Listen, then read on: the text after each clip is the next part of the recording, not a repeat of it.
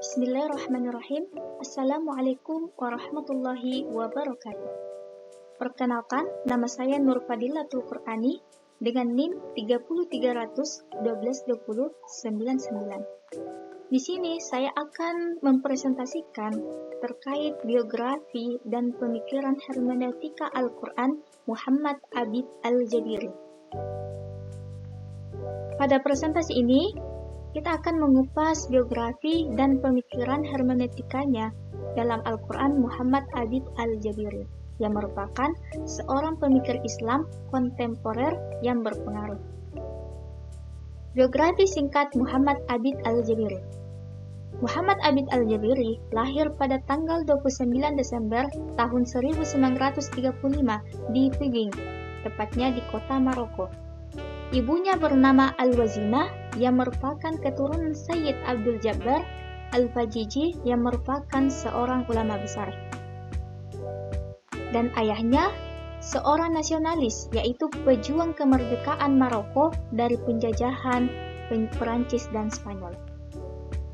Beliau wafat pada hari Senin tanggal 3 Mei 2010 di Casablanca. Pendidikan.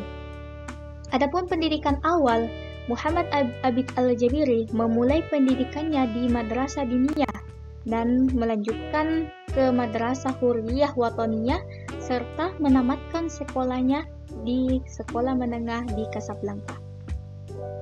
Studi tinggi.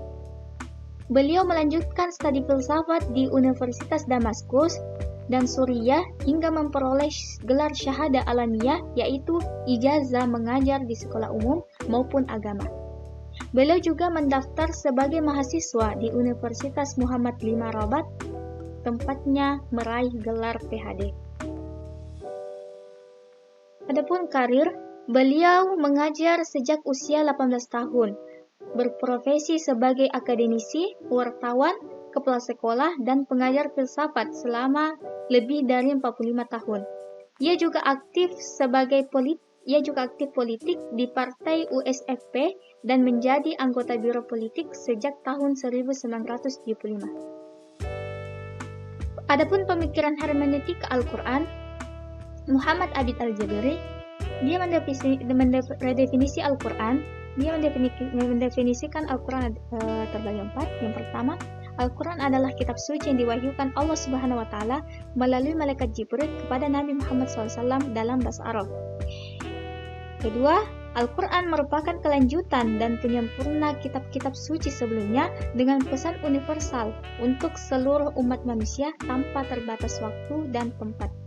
Yang ketiga, penekanan pada pentingnya kajian historis dan linguistik bahasa Arab untuk memahami konteks dan makna Al-Quran secara akurat.